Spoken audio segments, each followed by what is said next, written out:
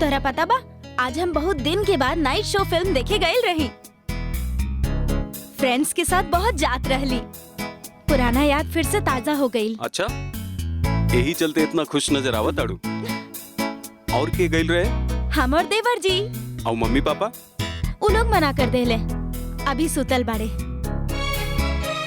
राजीव, पता बा, mummy papa बहुत अच्छा बाड़े। हमरा के कबो कोनो चीज खातिर ना रोके टोके ले और ना ही नाइट शो मूवी देखे खातिर।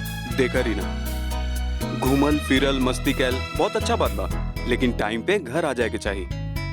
अब अच्छा थोड़े लगेला कि मम्मी पापा घर पे रही हैं और बहू बाहर गुलछर्रा उड़ावे। गुलछर्रा?